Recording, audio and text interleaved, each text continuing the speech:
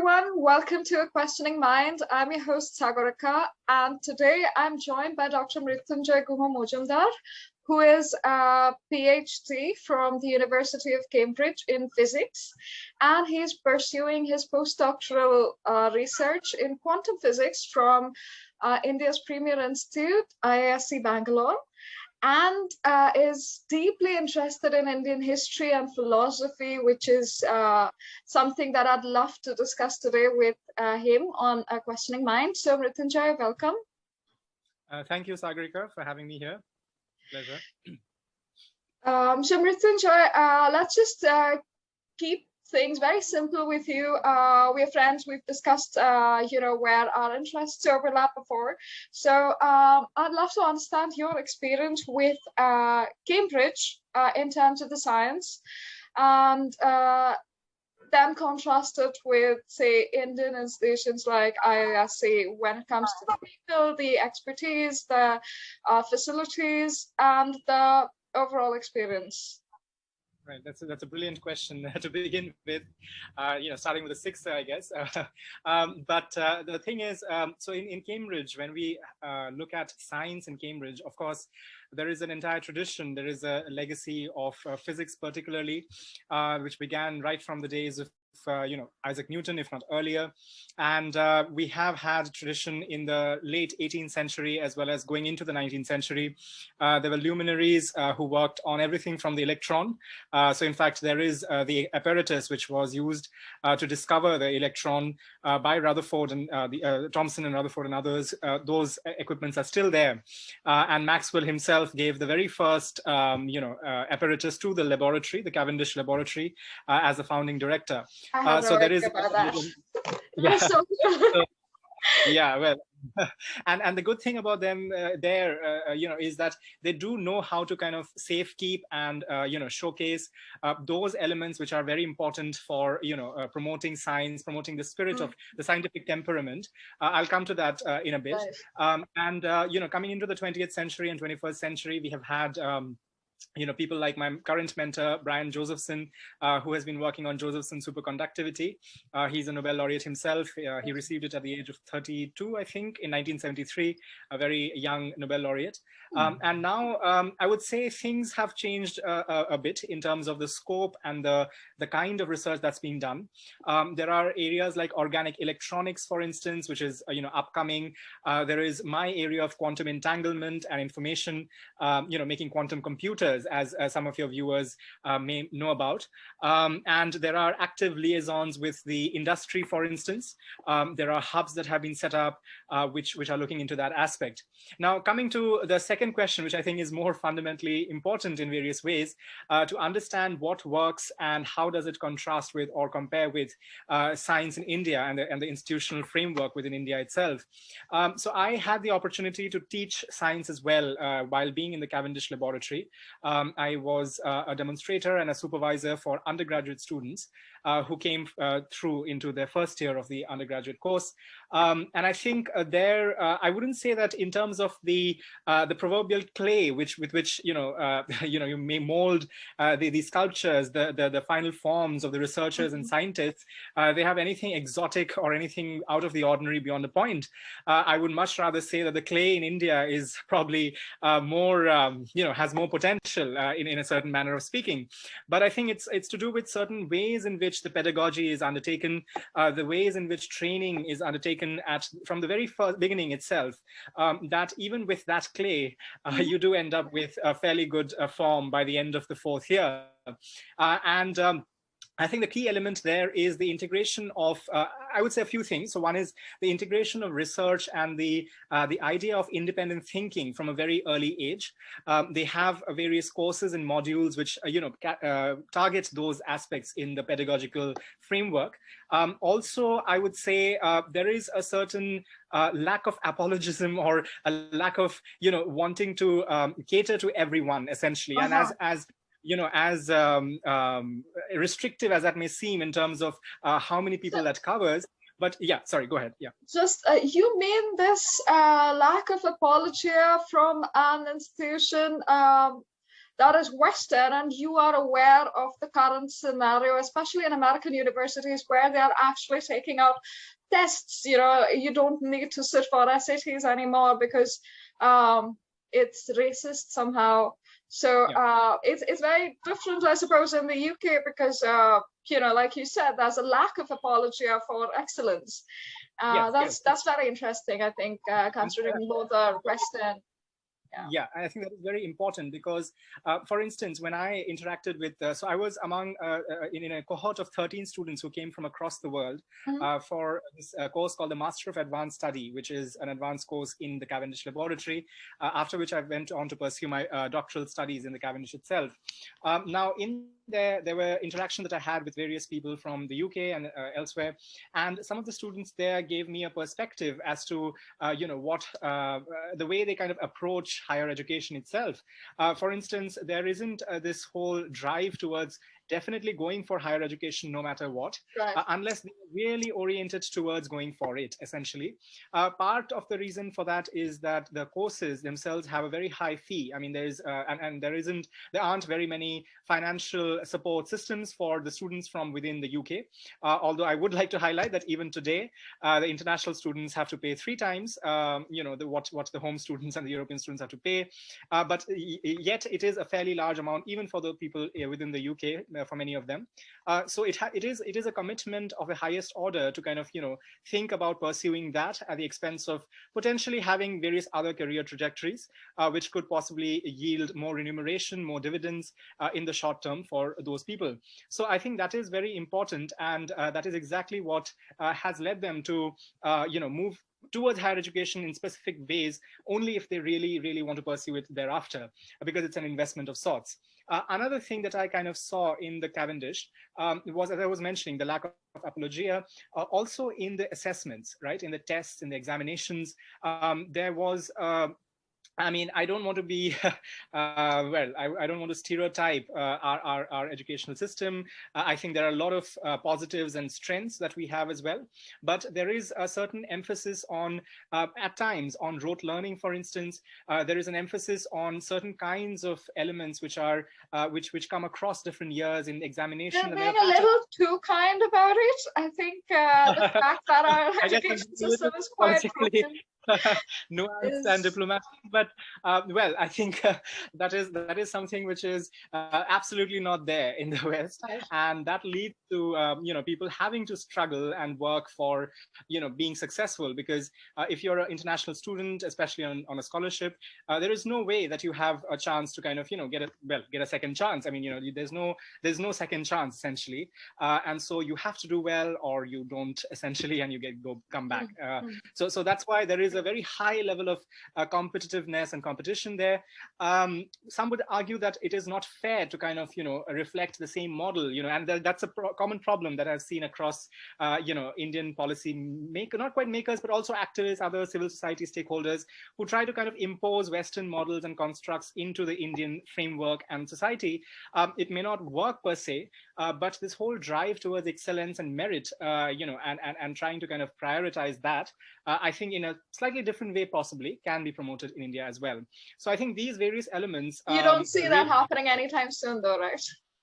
Not really, because I was part of the Ministry of Human Resource Development's, a small project on competency-based learning. Back in 2018 and 19, roughly. And this was for the Program for International Student Assessment, PISA, P-I-S-A, which was last done, I think, about 10 to 12 years back. And India had 2 or 3 states which were kind of tested. So the idea is that PISA looks at how good students in the middle school and high school fare in terms of competencies relating to literacy, numeracy, numeral aptitude, and a few other things. And the states that were showcased of India did very badly, essentially, back when it was done last. So the Modi government, the BJP government at the moment, has taken it up on a priority basis to do well on that front, and in the process bring fundamental changes, if it can be brought into the educational framework. And I think NEP also looked at some of those aspects. But while doing that, I think I kind of got an insight into various elements and aspects which need a fair bit of work. So to begin with, there was a national convention of NCERT teachers, which I could address and also engage with. And the funny part was that when we talk about competency-based learning, it is the teachers, it is the educators who have a certain, a roadblock of sorts, just psychological at times, in terms of how to kind of, I think that we don't have those checks and balances in place for those teachers at this time. I mean, we've been through the system, right? And I've started in essential school in like a Kendriya Vidyalaya, and the disinterest that so many, of course, I would suggest that, Kendriya Vidyalayas have a much better sort of balance between those that are interested in pursuing teaching and those that are just doing it for the sake of a government job. But do you think that the checks and balances to judge those teachers and educators is simply not in place in our country? Yes, I think that's a very good point there. I think it cannot be just in isolation that you can have, these various moves and policy, directions. It has to be a more comprehensive kind of reworking of various things. And I think in there is mentorship and capacity building. Right. There are elements of, intergenerational dialogue and, peer-to-peer networks within student communities itself. I laid a lot of emphasis on experiential learning, also on this idea of differentiated curriculum, which is something which in the West and in various other places, they have tried to cater to. Obviously in India, it's easier said than done. But even within elaborate on differentiated curricula and how it would actually apply? Yeah. So the thing is, the idea is that when you have a class, a cohort of students, they obviously have various different interests,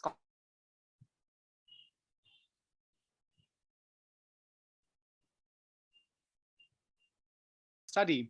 And when we have, one suit fits all kind of a model, it does not often cater to various distinct and, unique capacities, abilities, tendencies of the students as such. So there are ways in which one could, quote unquote, differentiate, not in a discriminatory manner, but just to kind of look at to catering to these various elements within students. So what one could do is to have a baseline kind of content, essentially, and then there are various diverging kind of directions which can be facilitated with the help of technology as well. I'll come to that shortly. Also to do with the pace at which a student goes, approaches a subject. So for instance, there are some who would take a little more time, and that is not at all a statement on how intelligent or, what kind of aptitude they have. It's just a way in which they would like to approach it, or, and take it forward. And so for that as well, you need to have what is known as an adaptive kind of learning model, which looks at what are the competencies at a certain point in time, and what is the pace at which a person is going at, and then moving in a certain direction, which can cater to, let's say, some of the lapses, some of the weaknesses of that student, and a certain trajectory that he or she himself wants to kind of possibly pursue within the subject, right? So you'll be, interested, and your viewers as well, that Khan Academy, which is a fairly well-known brand here in India, in Chandigarh, they have had a dashboard which looks at a virtual kind of, platform where they try to approach this idea and try to see how adaptive learning can be put in for sciences and maths and I think a few other subjects. So technology, I think, is a way we can do this, although within the NCERT, IISc, CBSE framework, it may be easier said than done, purely because of the numbers and various other nuances out there. Yeah. When you were explaining this system, right, it just struck me that is this similar to how Gurukuls would have functioned some centuries ago, apart from the even when we come to Jiddu Krishnamurthy's school and Isha Sanskriti and Isha Vidya and all of these current modern forms of maybe Gurukuls, or even I think Ramakrishna Mission schools, for that instance, I think they do have a more diverse approach to education. I don't know how that fits into the NCERT CBSE framework, like you said, but I think that sounded a little similar. there at the moment within the NCERT and CBSE syllabuses. But I think there is also this new innovation. I think there was a startup, and then the government followed through on in terms of QR codes in the textbooks. There are some places where you have QR codes that a smartphone can scan, and then you can have additional information, some information giving page essentially, which is not directly related to what you have studied possibly in the page itself, but something which diverges and goes from there and informs you a little more on the subject per se. So I think that is one step in the direction of giving those who want to learn more, a little more of a chance. But there needs to be a lot more in terms of the nuances, right? The ways in which a student truly comes into his or her own, essentially, as we call it, because when we have a straight-jacketed approach, you are kind of sometimes culling, if not at least blunting, some of the uniqueness, which each student brings to the table. Yeah. All right, thanks. I think we went pretty deep into the subject. So I'm going to have to go back to IISc and ask you how it is to carry a legacy that involved Swami Vivekananda, Sister Nivedita, J.R.D. Tata, and a lot of Indian luminaries. So how is your experience so far? And in terms of the research that you're pursuing, the real world applications, if you can delve into that. I know you're very much into applications. So yeah, absolutely. So the thing is, in terms of IISc, I have I've not had those many months yet. It's been from the June of 2021. Before that, I was at TIFR and did my first postdoc back in Cambridge itself. So in IISc, I think firstly the ambience is fairly dynamic. It's very the campus is beautiful. There are a lot of research groups that are working at the very frontier of research within their respective groups and topics essentially. And so I have been pursuing the idea or the area of quantum information, which is basically, to put it very succinctly, so quantum mechanics is the physics or the science of the minuscule, the very smallest of level of reality, the atoms, the molecules, quarks, and so on. And it happens to have a very different nature in terms of the way things happen at that level from what we see around us, which is regarded as classical physics. And therein there are lots of different aspects which I'm sure some of the viewers may know, and I have shared with you as well, but I'll just touch upon a couple of them. So for instance, the idea that everything has a certain deterministic way in which things happen. So if you have an experiment done on a certain object, let's say, and repeat it over time, there is a certain way in which you will have the same result being repeated, right? So you'll obviously, if you throw a ball, roll a ball across a course, let's say, and the conditions remain the same, the ball happens to go in a certain way, essentially, every single time. In the quantum world, that is not entirely true. You have a certain probabilistic way in which things happen.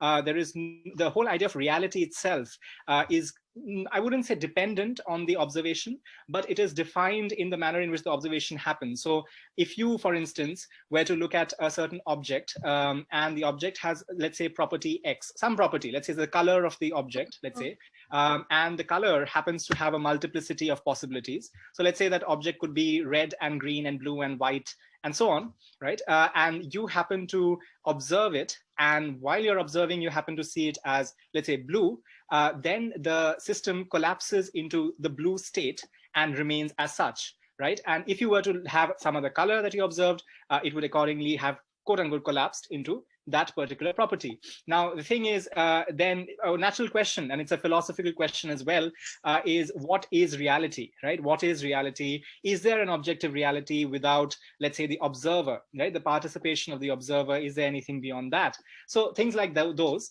The particular aspect that I am very interested in is to do with entanglement, which is basically a way in which the properties of different quantum systems are connected with each other, and in such an intricate and a strong manner that even if you were to spatially take apart, let's say, the quantum systems, they still happen to maintain that correlation between the properties, right? So if I were to, let's say, speak of charge or spin, which are some of the things we speak about in physics, and let's say a particle spin, right? Two particles, they have certain spins, and I have an entangled system. So the particle spins are entangled or correlated. Then I take the spins apart, essentially. Let's say I take one to, let's say, Proxima Centauri, one of the galaxies or stars very far away, and the other on Earth itself.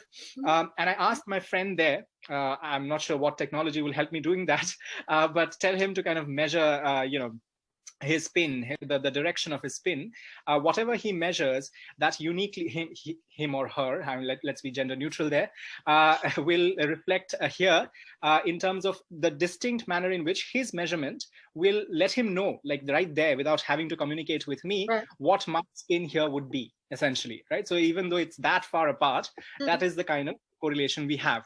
So how is this useful, right? That's the first question, because we don't want to be like, abstract mathematician who have a lot of experience and a forte in certain saying mathematicians.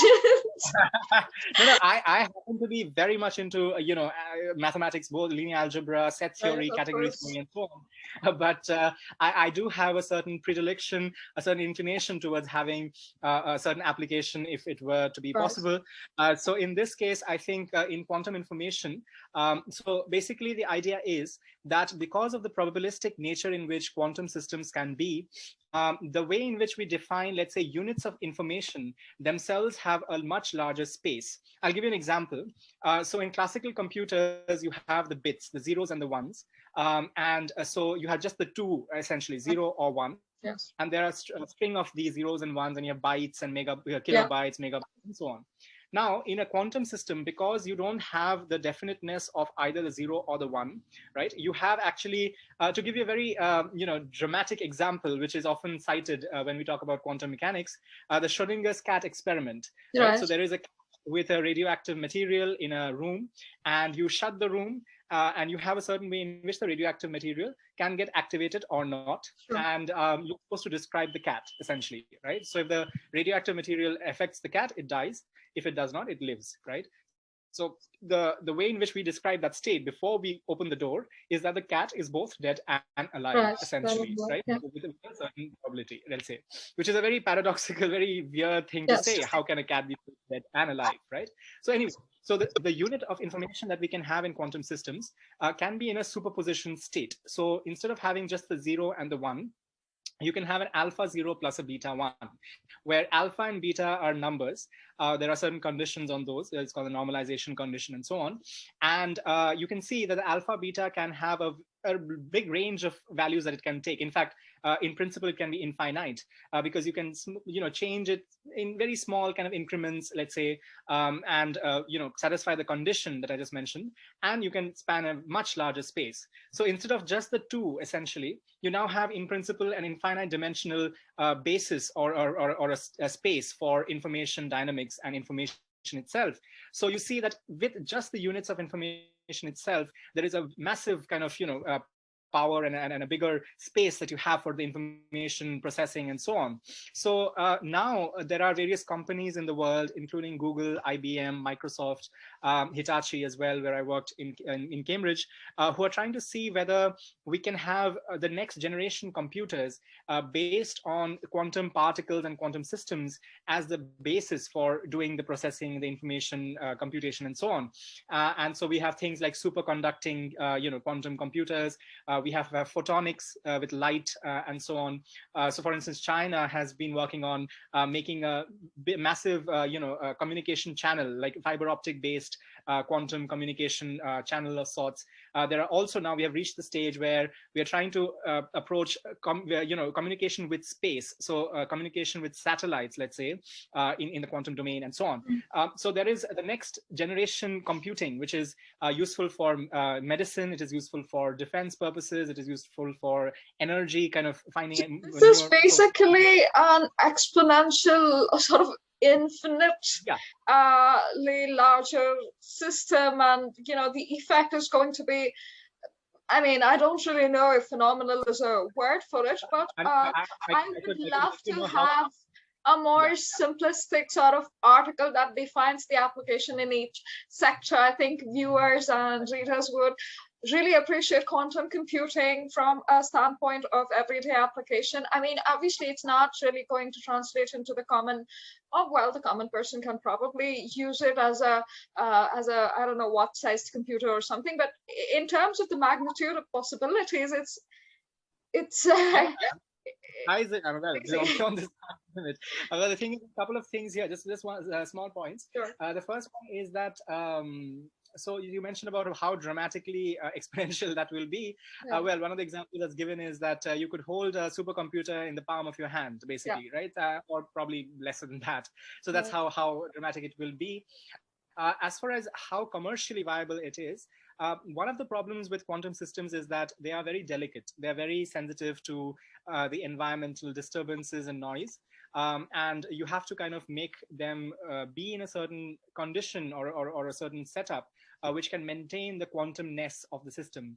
And it is there that we are still struggling with kind of, going beyond a certain limit. IBM and others have worked on various 15, 30, 65, units of information-based systems. To bring in a mathematician's point of view from an Taleb, you need it to be anti-fragile. Yeah, well, so I mean, there is still some way off before we can find them a quantum computer in our neighborhood kind of computing shop, electronic shop, and so on. And we are still quite some way off, I would say, actually, to be very fair. But the limits and then the potential is massive with quantum computers. Yeah.